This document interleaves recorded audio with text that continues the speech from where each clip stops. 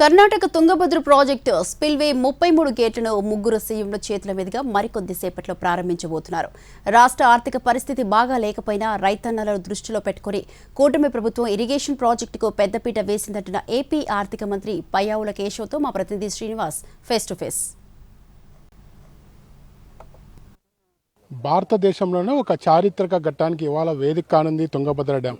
ఇవాళ ముగ్గురు సీఎంలతో పాటు కేంద్ర మంత్రి కూడా ఇవాళ కొత్త గేట్లు దాదాపుగా 33 గేట్లు ప్రారంభోత్సవం చేయబోతున్నాడు. ప్రస్తుతం ఈ 33 గేట్లకు సంబంధించి కొత్త గేట్లు ఎందుకు అమర్చాల్సి వచ్చింది, గత ఆగస్టులో గేటు కొట్టకపోవడం తర్వాత ఏపీ ప్రభుత్వం తీసుకున్న చర్యలపై మాట్లాడడానికి మన వద్ద ఆర్థిక శాఖ మంత్రి పయ్యావుల కేశవ్ ఉన్నారు. ఆయన అడిగి తెలుసుకున్నారు. ఈ గేట్ల ప్రారంభోత్సవంలో ఎలా చూస్తున్నారు?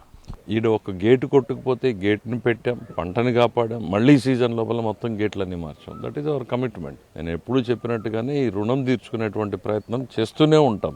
ఈ రోజుతో ఇది అయిపోయింది అని కాదు, ఇంకా చేయాల్సింది ఎంత ఉంది.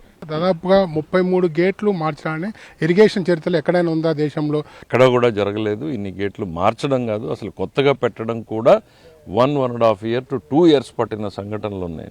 మరో ఘట్టాన్ని కూడా తుంగభద్ర డ్యామ్ సంబంధించి ఆవిష్కారం కాబోతుంది. ఓవైపు ప్రధాన పార్టీలైన బీజేపీ సంబంధించి సెంట్రల్ మినిస్టరు, ఇటు తెలంగాణ కర్ణాటక సంబంధించి కాంగ్రెస్ సీఎంలు, ఏపీ నుంచి తెలుగుదేశం సీఎం పాల్గొనబోతున్నారు. మాకు రాజకీయాలు ప్రధానం కాదు, రైతులే ప్రధానం అంటానికి ఇంతకన్నా ఏం సాక్ష్యం కావాలి చెప్పండి. మరి కాసేపట్లో దాదాపుగా 33 గేట్లకు సంబంధించిన ప్రారంభోత్సవం జరుగుతుంది. ఇప్పటికే తెలంగాణ సీఎం, అలాగే ఏపీ సీఎం, కర్ణాటక సీఎం కూడా డ్యామ్ సందర్శించి అక్కడి నుంచి సభ వద్దకు వెళ్ళే అవకాశం ఉంది. తుంగభద్ర డ్యామ్ నుంచి శ్రీనివాస్ ఎన్టీవీ.